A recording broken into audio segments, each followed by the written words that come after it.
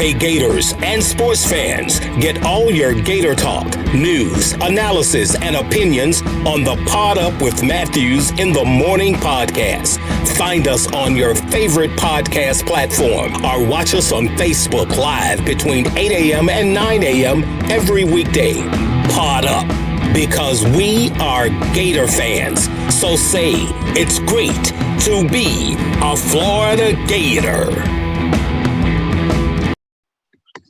Good morning and welcome to a Wednesday edition of Pod Up with Matthews in the Morning from the Crime Prevention Security System Studios. Large enough to serve you, small enough to care. It is a Wednesday. That means we'll have JC here in just a second. Second portion of today's program, we'll be joined by former Major Leaguer Johnny Damon. JC, you're batting leadoff where Johnny Damon usually is the leadoff hitter. Yeah. I remember him. Really great Red Sox. You remember him? I remember. He was a pretty good player. Yeah, I think he was better with Boston than he was with New York. A lot of injury issues in New York, but won a World Series with Boston. But I do remember when he was traded from Boston, or when he left Boston to go to New York, it didn't sit well with the Red Sox fans. So, but listen, I mean, you go where you go, right, in the major leagues. And since you brought up the major leagues, QB, do you have a second to mention something about it? Yeah. I took my first look at the standings, my very first look since the season started, and I typically do that at the end of each month before I really start watching it after the All-Star game, just to see how everyone's really doing, because I'm not following it as much as maybe most people would on a night-to-night basis if they're baseball fans. And I noticed that we had quite a few teams that are either close to 500 or below 500. We also had quite a few teams that are leading their divisions who were predicted to finish very low in their divisions. For example, the Boston Red Sox are 15-9. The Kansas City Royals are leading the AL Central at 14-8. The Oakland A's, who I guess you could say are considered a favorite because they have played well in the past lately, are 15-9 and leading the West in the American League. Whereas in the National League, you got the Pittsburgh Pirates, who are predicted to finish last, just a few games behind Milwaukee. And then you have the New York Mets at 500, playing 9-9 baseball, leading by half game over the Braves and Phillies. And finally in the West, you'd only have, you have the predicted favorite as the Dodgers. But then one of the teams predicted to finish at the bottom is the San Francisco Giants. So I don't really know if that means a whole lot of anything right now in late April. Probably does not. But I do think it shows that maybe we may have a season where there's a lot more balance and a lot more parity in baseball than we're probably used to, because again, I don't know where Kansas City and Pittsburgh and look, the Baltimore Orioles have the same record as the Yankees, who are 10-13. So I know it's early. I know it's not time to worry about the races out there, but I am encouraged to see how some of these bottom feeders or predicted teams to finish low have competed. And that's kind of the trend. It's kind of trend I noticed in baseball there. QB. Yeah, well, like you said, I haven't even noticed the standings because I've yet to pull them up and don't care to pull them up till later on. Right. Some news and notes. Baseball, big weekend series against the Vandy Commodores, JC. Oh, boy. I believe that's here. And then softball travels to Missouri. I want to give a shout-out to my man Kerwin Bell, who's the new head football coach of the Catamounts of Western Carolina. So why aren't you going to be the offensive coordinator there, QB? Well, I'm busy right now doing a podcast, JC. We shall see. We shall see what transpires. Let me ask you this: when's he going to fill out his staff there, QB? Well, he just got hired today, JC. He's got things he's got to take care of. So we're gonna do our podcast right now. How about that? You're so typical. All these guys that don't want nothing coming out. It's okay, QB. Look, if you become the offensive coordinator of the Western Carolina Catamounts, all I'm going to ask for is a purple and white visor, some gear to show around with, so I can represent Western Carolina, baby. Who knows you? Yeah. Kerwin asked me what a catamount was yesterday. I said it's a cat that lives in the mountains.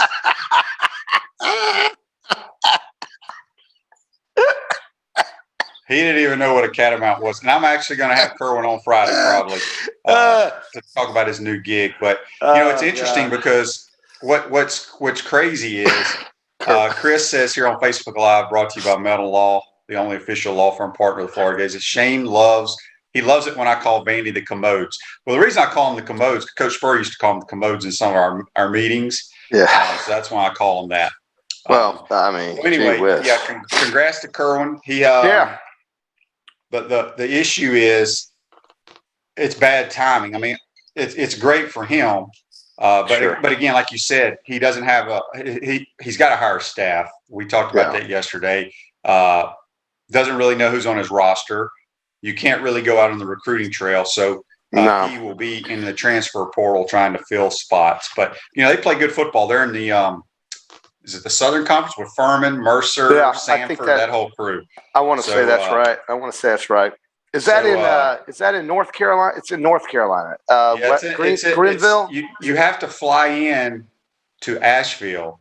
And then it's like a 40-minute drive. Wow. It sure is. That's going to be cold.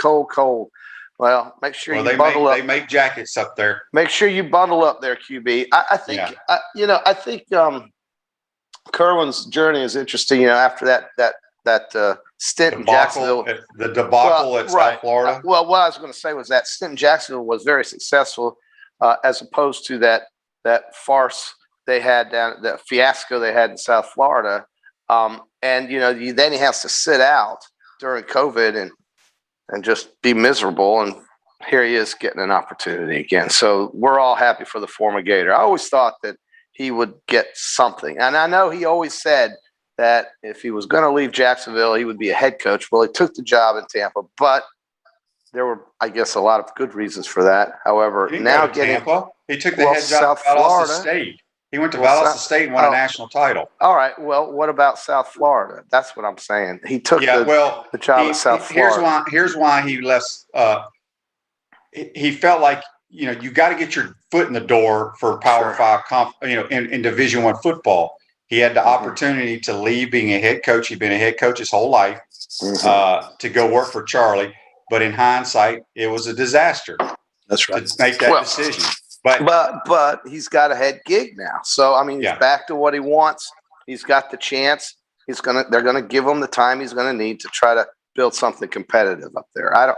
When I think of Western Carolina, like I'm sure 99% of the rest of the world, they are a team that comes in and fills a spot on a schedule for an Auburn or an Alabama or Clemson. And then they play the teams of their own size. So, we'll see how they do. Week 2 at Norman, Oklahoma against the Oklahoma Sooners. How about that? Okay. Well, hey, listen, like you say, it's going to be a great experience for all the guys traveling to Norman, Oklahoma. Yeah, it will be. Sandy says on Facebook Live, good for Kerwin. He didn't come to Tampa. He did go to Tampa. He coached at USF. Charlie Strong's last stint, which was, like I said, was they didn't win a game, did they? Did they win a game? I don't know, but it was. I don't think like Kerwin said, he had better players offensively at Valdosta than he did at South Florida. So, all right, here we go. We got a text on the Titan MR text line. It says, "Good morning, fellas. Shane, I trust your analysis of QBs for obvious reasons. So please tell me, just as a regular fan who has only watched games on TV as opposed to practice or coach's film breakdown, what makes Mac Jones a potential 3rd overall pick while Trask considered a 3rd round pick? Thanks, Ryan." It's interesting. I think they're very similar. Here's what I will say about Mac Jones. He's extremely fundamentally sound from his footwork, his balance, his accuracy is just unbelievable.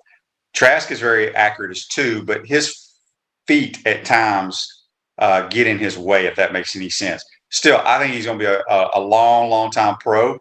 I am surprised Mac Jones is supposed to be the 3rd pick of the draft. I'm a little surprised. However, I saw on Twitter last night, and Trent Dilfer retweeted a interview, and I don't know when the interview was, with Kyle Shanahan talking about the zone read, how difficult it is in the NFL to stop. You have to be careful keeping your quarterback healthy. So then a lot of people are thinking maybe they're going to take Justin Fields or Trey Lance. I don't know what they're going to do. We'll find out tomorrow night. The 3rd pick of the draft. I still think they're going to take Mac Jones, but I think Kyle, here's the thing, JC. They're going to be probably 5 quarterbacks taken in the 1st round. You're right. That's what we said. Percentages tell you that there's going to be one of them that's just a flop, right? You would think. He'll be out of the league in like 3 or 4 years. Okay. And it's going to be 2 or 3. They're going to be okay. And there'll be one that'll be pretty damn good. So I'm anxious to see. And speaking of flop, when we get to our comfort temp this day in sports, we're going to talk about one of the biggest flops ever. And we'll get to that here in a minute. Well, I would see that. Back to Mac Jones for a minute. I was looking at his final year at Alabama, and I wanted to make a comparison to the first-round draft pick of a year ago in Joe Burrow. Or was it a year ago? Yes, Cincinnati Bengals. The two things between those two guys, Joe Burrow spent a lot of time he transferred schools. Mac Jones sat around and waited his turn. Joe Burrow wins a championship with 3 first-round wide receivers and a first-round running back. Mac Jones wins a championship with 2 first-round wide receivers and a first-round running back in all likelihood. They say Joe Burrow has the it factor. They then say, well, Mac Jones is so-so. He's not that good. You tell me where Mac Jones and Joe Burrow don't compare. And I don't think you can do it. The only thing I would say is Joe Burrow had a much easier schedule than Mac Jones. And so the reason I say that is because Mac played 13 games, all conference teams, and 2 playoff teams. Joe Burrow got to run up numbers against three small school teams. So if you want to make comparisons, and I don't know if that's a good idea or not, you can't tell me in one breath why Joe Burrow is so much better than Mac Jones if you look at all the points I just made and the numbers I just made. The percentage, completion percentage, quarterback rating, yardage. I mean, it's all there for Mac Jones. It's all there. I will say this. I think they're both outstanding, but Joe Burrow is a better, quote, athlete than Mac from a moving around running standpoint. Mac doesn't have a great mobility, but he moves around the pocket extremely well. So we'll see. He can take a hit too. Well, I would hope anybody that's playing Division I college football can take a hit, JC. Could you take a hit, JC? I take hits every day, QB. Facebook Live brought to you by Melton Law, the only official law firm partner of the Florida Gators. Chris says, we went on vacation, and I saw the place before. It's like in the middle of nowhere, but it's a beautiful field. I think he's referring to Western Carolina. Yeah, it's out in nowhere. It's near Cashiers, which Cashiers has some great golf courses, by the way, JC. Oh, wow. High elevation. Yeah. Well, Asheville is a great place. I mean, look, it's a great opportunity for a guy who's a Southerner, who knows his game. He knows how to coach. And why not? I mean, why not go for it? Why not go for it? You can win 5. I know who his offensive coordinator is going to be. It ain't going to be me. My goodness. Well, there's other positions to coach, JC. His son is going to be quoted. Cade will be the offensive coordinator, who does a really good job, by the way. But there's other positions. You got to have 10 coaches. So quarterbacks need quarterback coach there, QB. Yep. So we'll see. Refresh your vehicle and your brand with a vehicle wrap from Wrap Spot. April's your lucky month at Wrap Spot. Mention promo code Shane, receive 13% off your vehicle wrap. Speaking with JC on the Titan MR hotline. We'll be joined second part of the show. We're going to talk a little baseball. We're going to talk Johnny Damon. You probably don't know this, JC. You know Johnny Damon was scheduled to be a Gator? I did not know that. Yeah. So, you need to tune in, and you'll learn a lot today.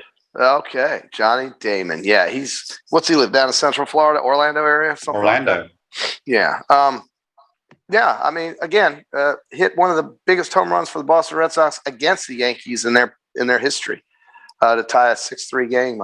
I think that was him. But at any rate, really good baseball player. Really good baseball player. So a great career. So QB, as we go ahead, tomorrow night is the draft. Joe Biden's also going to give a speech. You're going to kind of tune into both there, QB? No, I don't really ever watch the draft. I think I'm going to watch the draft this year because I feel like there's going to be a lot of movement, a lot of, with the quarterbacks being taken, what's going to happen with pick 4 with Kyle Pitts. Will he go 4? Atlanta's going to take him. Yeah, I just can't. They're crazy as hell if they don't. Right. So that's why we talked about it the other day. It's not like they got a stiff playing quarterback. I mean, the guy's pretty damn good. You guess so. What's Miami going to do at 6? And I think Jamar Chase is looking pretty good. Devontae Smith, maybe somebody like that to get to us more speed. to throw to. Listen, Jalen Waddle is quietly becoming a guy they're mentioning a lot because of his, he's healthy again, I would think. They wouldn't be talking about him if he was having leg issues. But, one of the most crazy things I've seen in football is him playing in that championship game on a few plays just to kind of get in there and actually contribute against Ohio State in that game after what happened to him last season against Tennessee for Alabama. So, as far as Florida goes, Kadarius Toney, Grimes, Pitts, these guys are going to be looked at real closely. You think Florida has Pitts in the first round and the rest of them in the second and third? I think Pitts will be the first rounder for sure. I think Tony and Trask will be either second or third round picks. Second or third. I'm not sure about the rest of everybody. Do they do this in the first round? Do they do the first night just the first round and then start the second round on the Friday? Like I said, I'm not a regular viewer of All right, now, it's draft. A big production. I will tell you, it's a big production. It was 36 picks, I think. Is it 36? It takes. I think the first round is only Thursday night because they don't start till like 8 o'clock or something. I want to say that's the case. So that's a lot of drafting. Well, that's a slow process, a slog through the first round. It's really tough for a guy who goes to the draft and isn't picked in the first round to be sitting by himself in that green room back there before he's picked. Yeah, that's true. Or when there's I can't remember if it was a 12-round draft when I came out. No, it was you're still waiting for the phone to ring, and it still don't ring. Oh my God! Well, JC. that kind of happened with poor Jake Fromm last year at Georgia. They kept showing pictures of his family sitting in the house there, and the phone never rang for Jake. Eventually, he ended up going to Buffalo. I think as a free agent, or maybe he was one of the later round picks. Who knows? I don't know. We got Dan says here Stone Forsythe will be drafted around about the third round. I forgot about Stone. He's a big joker. He probably will third, fourth. Joseph says Grimes is going to make a good NFL receiver. I'm anxious to see what happens to him. He's a big guy, but he's a little stiff at times. He's going to have to play a lot of special teams early in his career and be pretty good there, or he won't last. Let's get to our This Day in Sports. Comfort is our business. Peace of mind is our promise. From now until May 31st, get our preventative maintenance plan for $169 and save almost 40% off the normal cost. Any maintenance schedule between now and May 31st will be entered to win a Nest thermostat with installation. All right, on This Day in Sports, JC, in 2007, the NFL draft, your Oakland Raiders select the first pick, LSU quarterback Jamarcus Russell. Oh, right. Yeah. What did he last? 4 years in the league, maybe? I can't believe it was that long, to tell you the truth. He just couldn't pick up the speed of that game. Just wasn't very good behind the center. Had a lot of a physical ability, but you got to have. He's one of those guys that looks good in shorts. Yeah. Nobody flying around. That's right.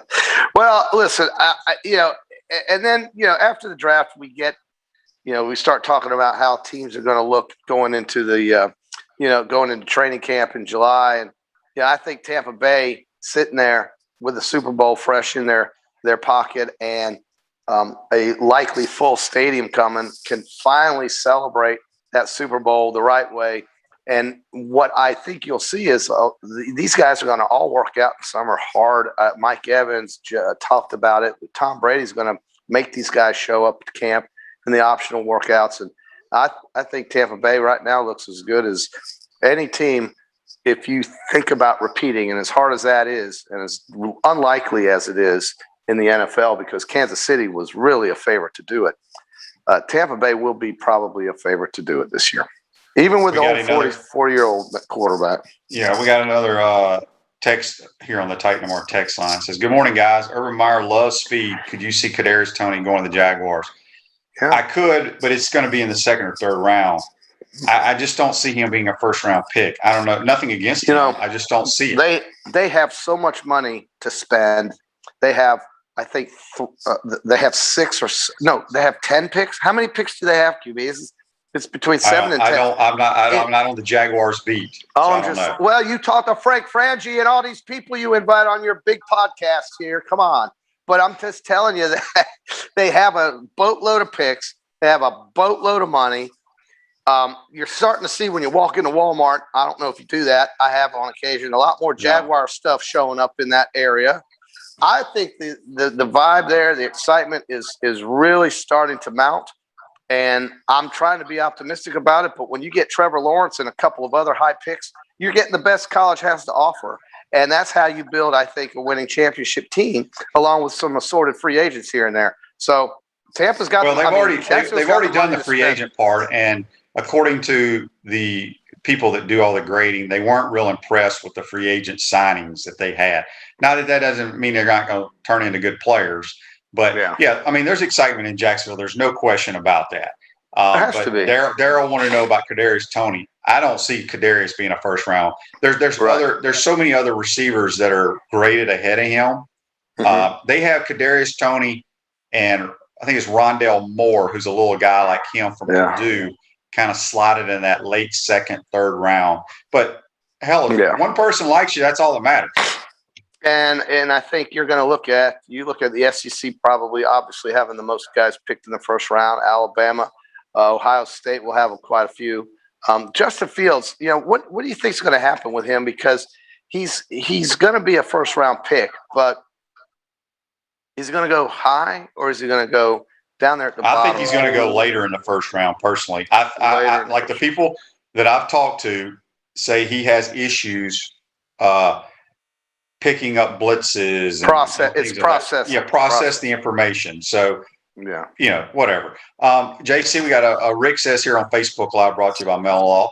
Dallas will trade up. Well, hell, it just went away. I think I know what he was going to say. I think I have a feeling. He says right here, Dallas will trade up to 4 and take Pitts from Atlanta via Giants, via Chargers. Yeah, Dallas has been kind of – I think they have the 10th pick, and Pitts probably will not be there by then. So to get Dak Prescott, a tight end, that is definitely foreseeable. I mean, they're putting all their eggs in the Dak Prescott basket.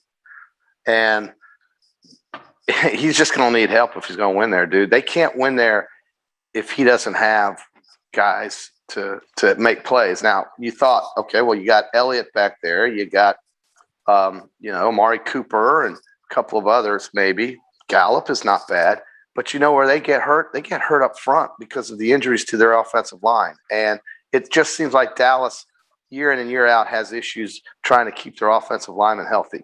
And that's it. I mean, when Dallas was winning Super Bowls, it was Barry Switzer and Jimmy Johnson. I know they had those Emmitt Smiths out there, but they had the best offensive line in the history of football.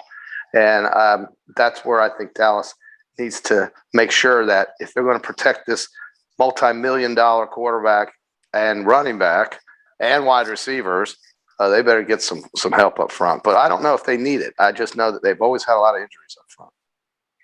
Joseph says here on Facebook Live, brought to you by Mellon Law. Did you guys see? Well, every time I get ready to read it, it goes away. Did you guys see the doctor report on Fields? Apparently, he has epilepsy. Not sure if that will hurt him or not. I haven't heard anything. What?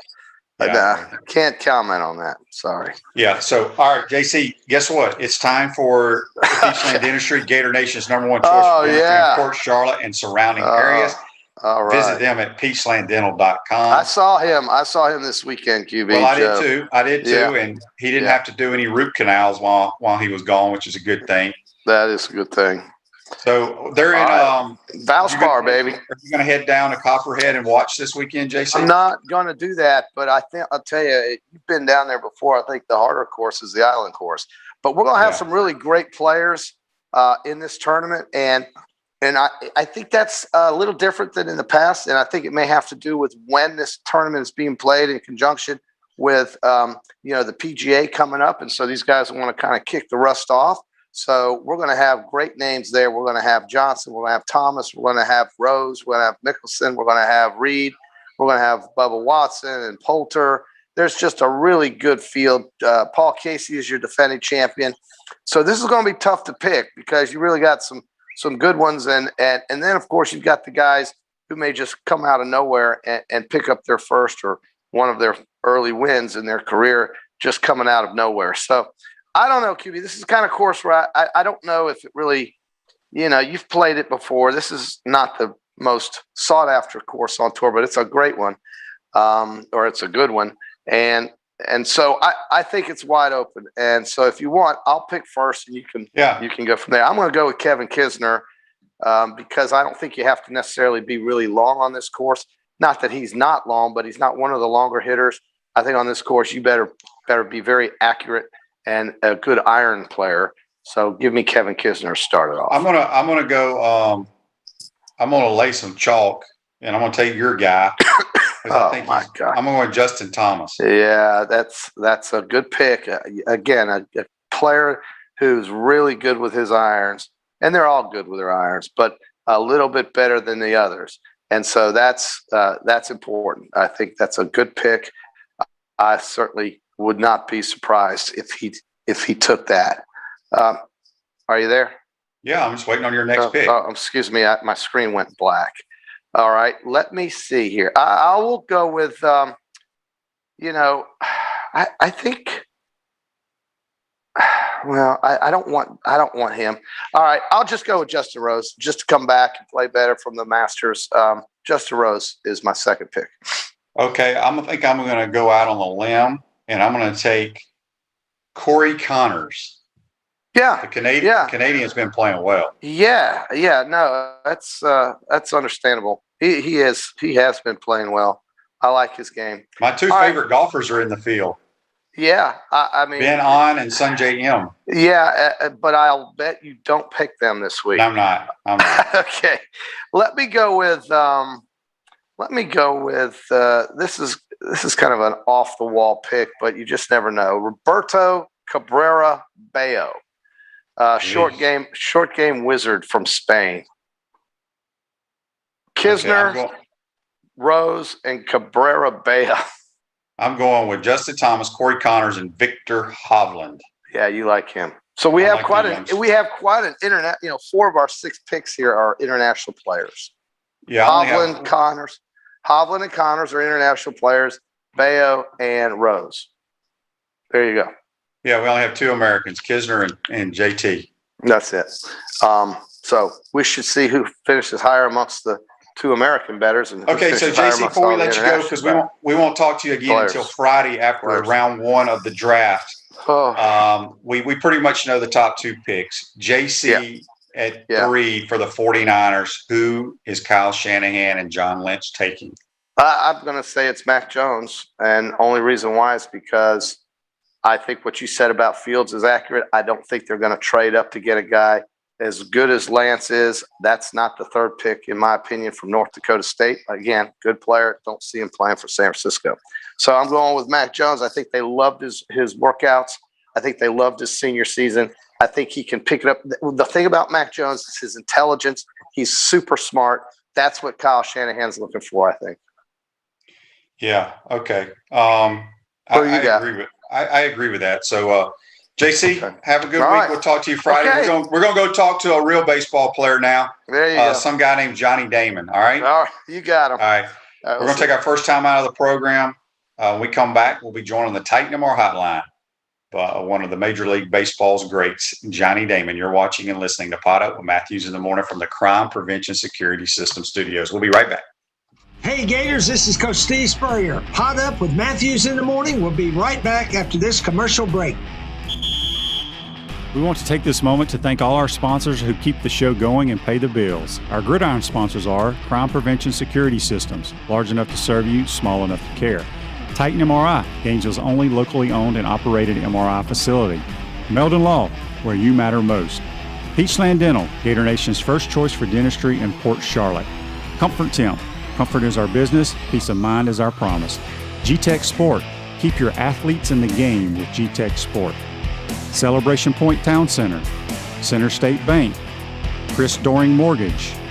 Some of our touchdown sponsors are Campus USA Credit Union, Adams Rib Company, Doreen Wiebe Realtor Caldwell Banker, MM Parish, Gator Dominoes, Celebrate Primary Care, Gator Bait Media, Route Spot, Okido America, Gators Dockside, Style Cuts, Ironwood Golf Course, TB Financial, Meadowbrook Golf Course, Darshakow Insurance, If you are interested in promoting your business on the show, visit podupwithshane.com and click the advertise button.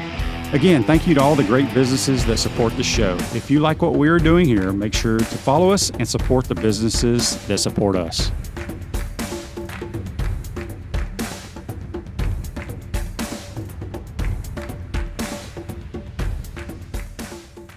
We're looking for all type of restaurant people, managers, servers, bartenders, hosts, cooks, dishwashers, bussers. If you think you're good in the restaurant business, then give us a call. Spurrier's Gridiron Grill job fair is open now through May 15th. All you have to do is go to spurriersdraft.com and fill out an application. We're looking for the good team members, and we're looking for people with a wonderful attitude that can make Spurrier's Gridiron Grill the best we can possibly be. To apply, go to spurriersdraft.com.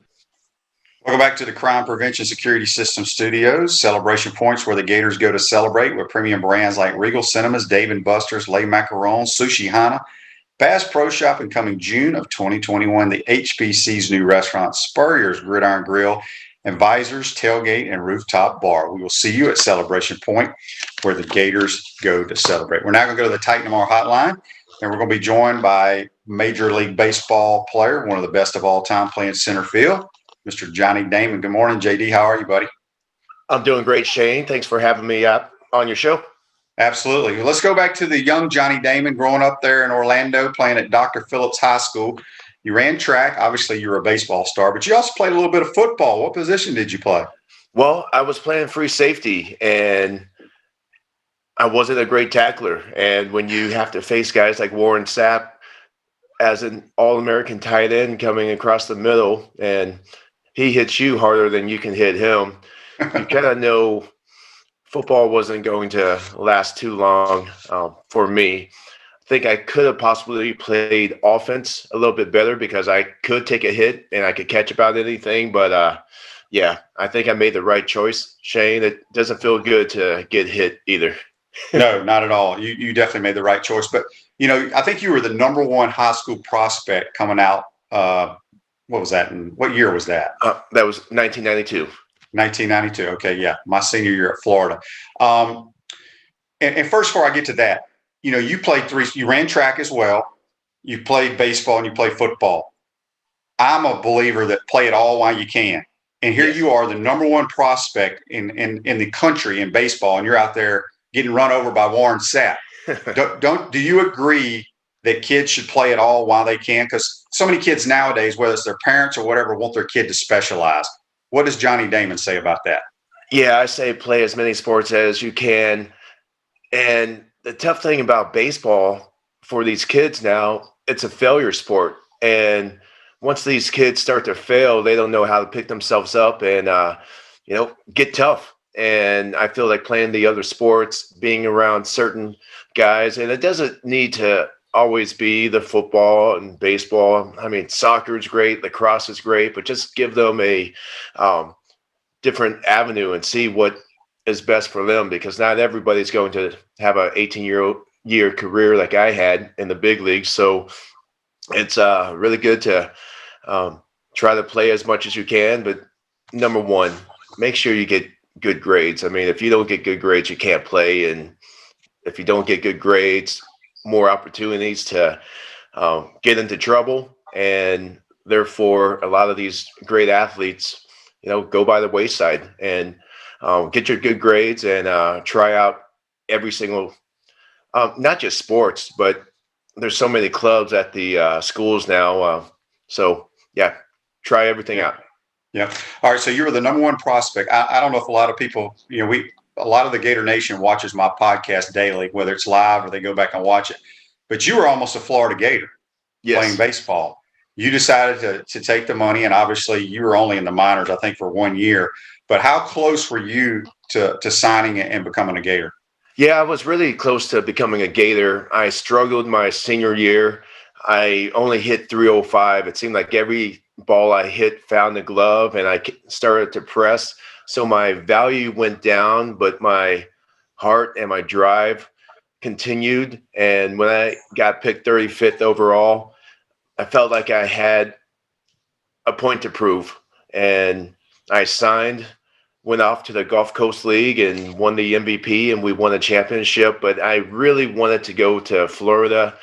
I did have good grades, but fortunately for me, my daughter, Madeline, is graduating from the University of Florida on Friday. So I'm very proud. And my son graduated from Florida State last week, so I had to put on the shirt for a couple days. And but you love your kids and you're going to support them. And I'm so proud of my son Jackson for graduating as a Seminole, and my daughter this Friday. I'm very proud because I really wanted to go to Florida, and she got to fulfill my dream. So I'm very happy for her.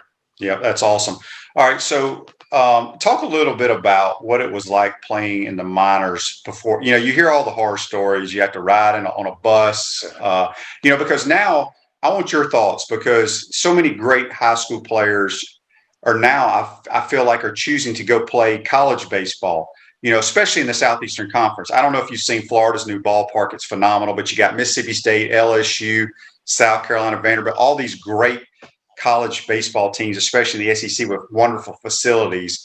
Do you think it's because of the travel? I know the money's involved, but if you were coming out today and let's say you were a late round pick, do you think you would probably choose college over going to play in the minors? Yeah, 100%. I would choose college. There's a lot of great programs out there, and who knows if and where there's going to be minor league baseball. I mean, this pandemic created 5 rounds for the Major League Baseball draft, and normally it's around 50 rounds. So there's a lot of places these kids can't go and play minor league baseball. I was fortunate.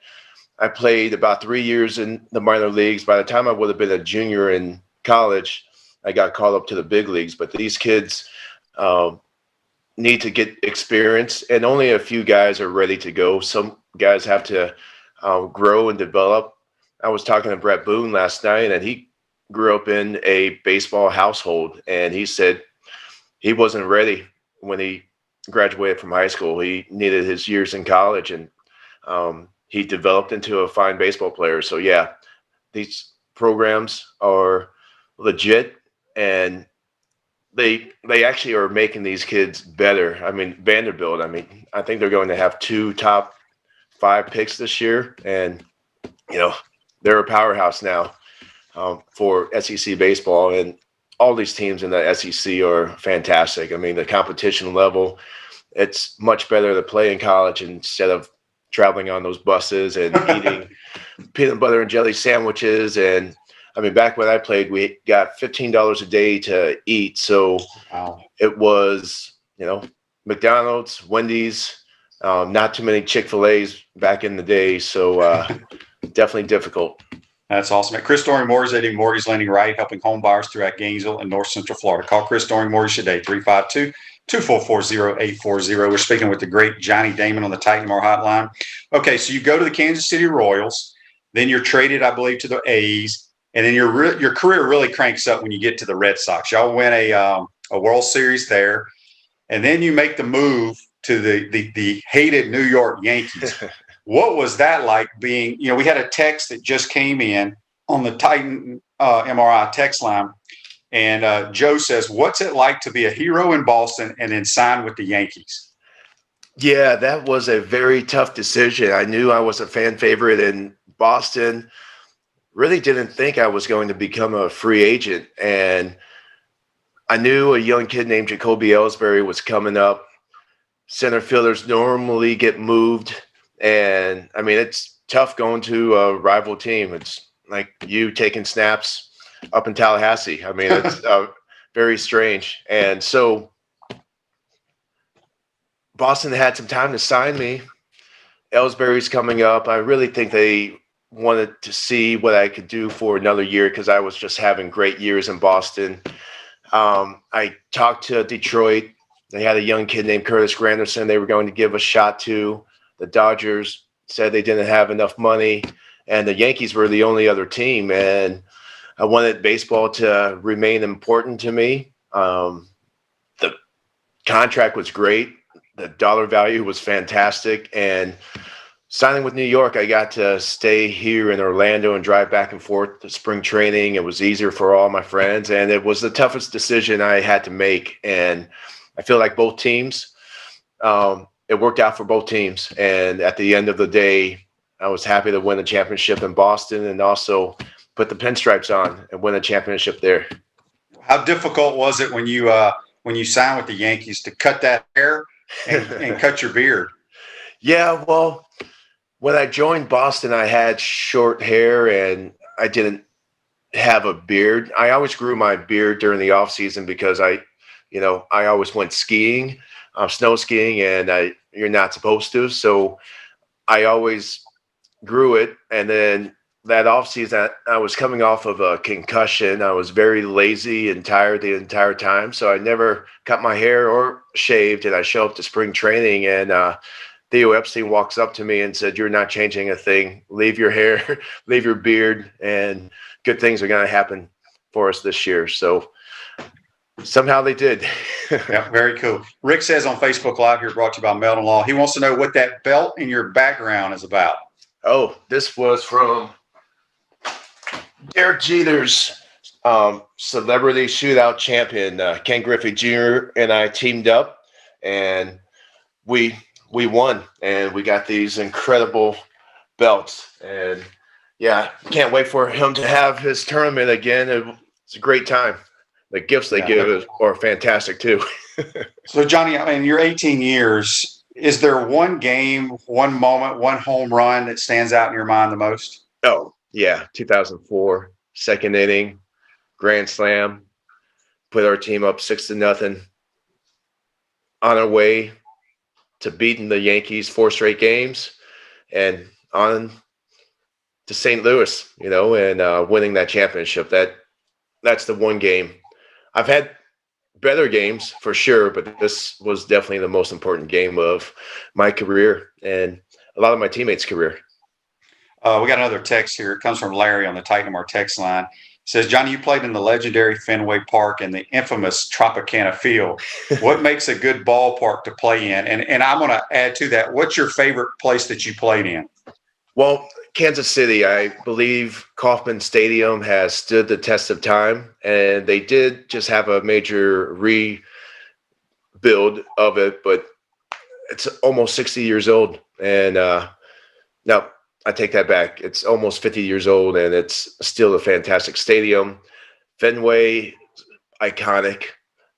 The old Yankee Stadium, that place got very loud. And, going to Tropicana as a Yankee or a Red Sox, at least you knew you had home field advantage. I mean, I enjoyed playing at the Trop. It was always 72 degrees, nice and cool, and you always heard the thunderstorms outside, so there was never going to be a rain out. So that was always a good thing, because at Yankee Stadium or Fenway, you're getting ready for the game, and all of a sudden they tell you we're on a hold. It's probably about a 2-hour hold, and here we are looking at the weather, and it's absolutely perfect outside. So that's the one great thing about Tropicana. Jim texts here on the Titan MR text line, and he says, "Ask Johnny about the future day he played in with the Royals with the weird uniforms. What was his reaction to that uniform?" I'm not familiar with that, but. Oh, I loved it. I mean, no sleeves on your jersey. We were playing the Mariners up in Seattle, and they always had a bunch of fun stuff because Ken Griffey Jr. always brought a kid-like attitude to the game, and they had some incredible uniforms. I liked it. It was a ugly yellow color though for us Royals, and with a touch of blue. But yeah, I love Future Day for sure. And we got another Facebook Live from Don. He must be from the Orlando area. He says, "Does Johnny keep up with his Dr. Phillips High School baseball team heading into the playoffs this week?"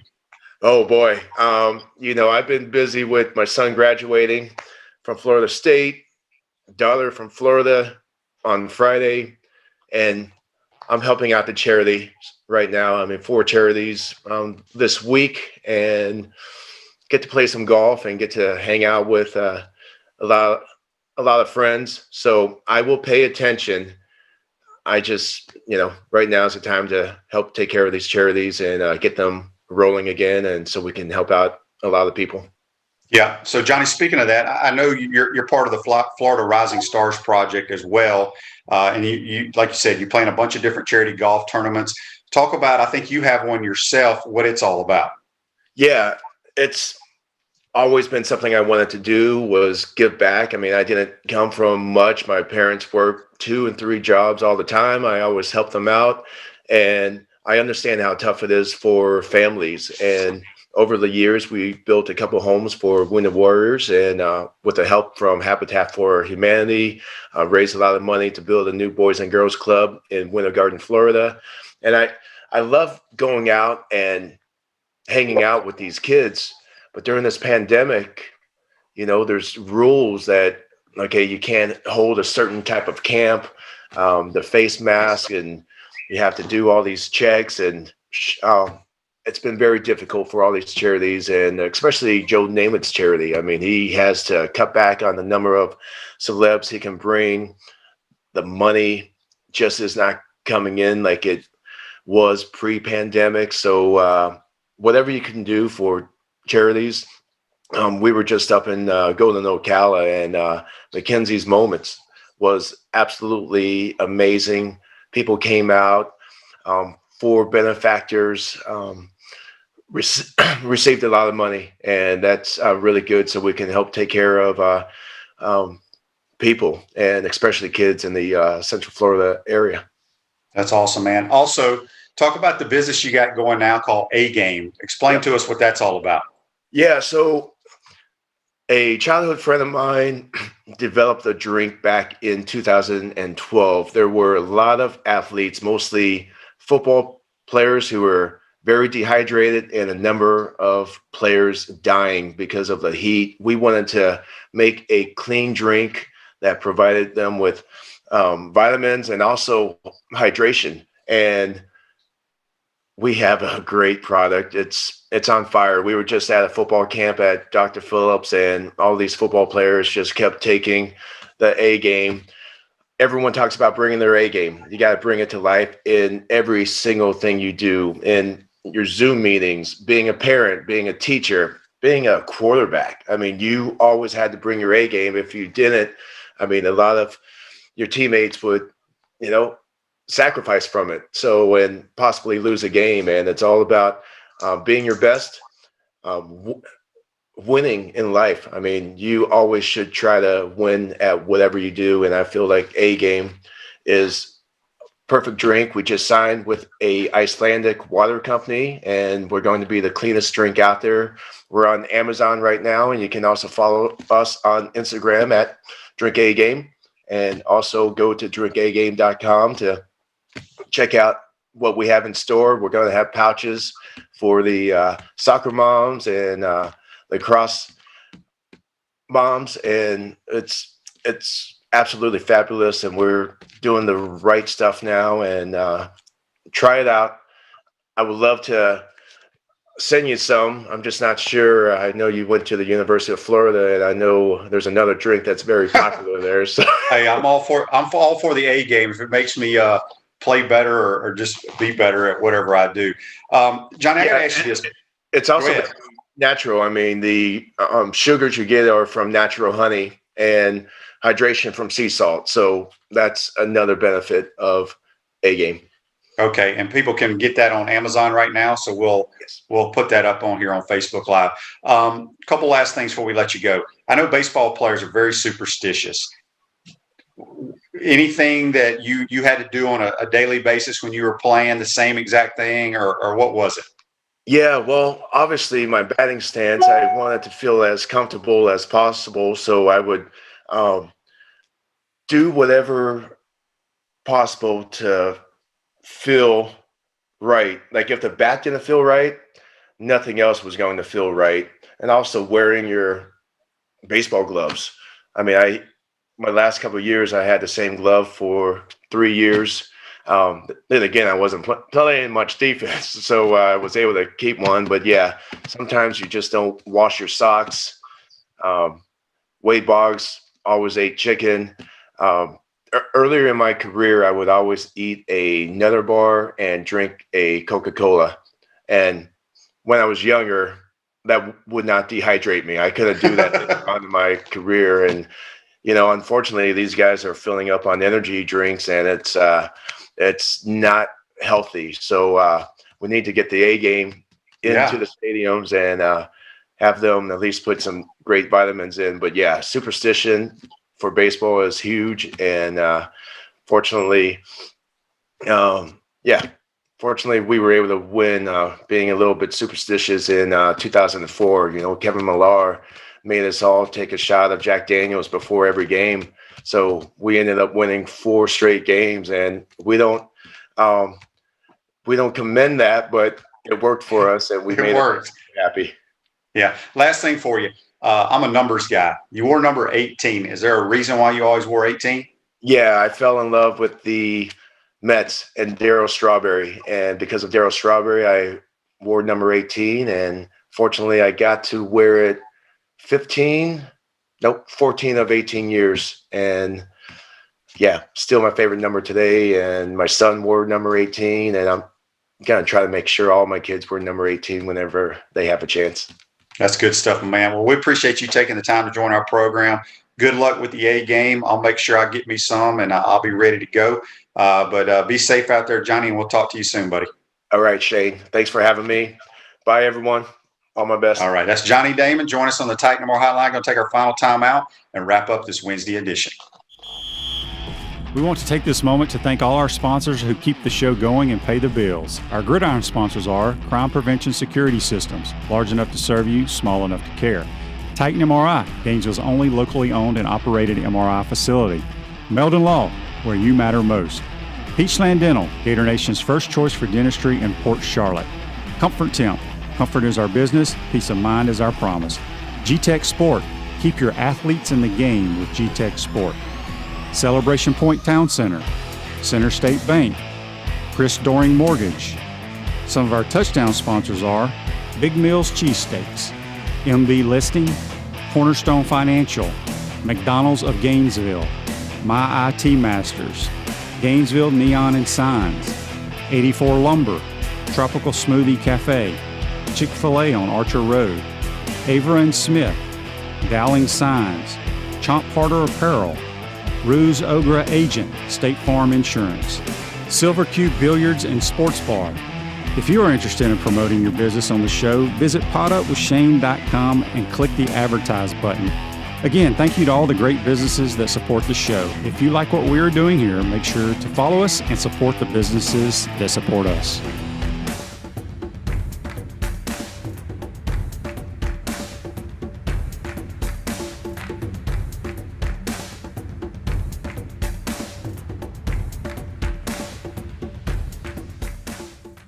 Welcome back to the Crime Prevention Security System Studios. At Center State Bank, we put business first. We are the largest community bank in the state of Florida and understand that small businesses need a community business partner that they can rely on. Center State Bank has 4 convenient Alachua County locations. Center State Bank, member FDIC. Really want to thank JC and my man Johnny Damon for joining us, taking his time. Check out his Drink A Game. Had a tremendous career.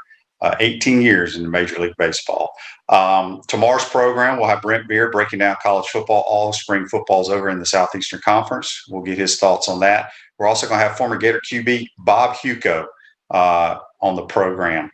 Also, make sure you tell your friends and family to follow us and like us on Facebook and YouTube. You can listen to us on 30 digital platforms like Apple Podcasts, Spotify, Google Podcasts, iHeartRadio, and many, many more. Today's show's a wrap, folks, brought to you by Wrap Spot. Be safe out there, and we will see you tomorrow. Take care.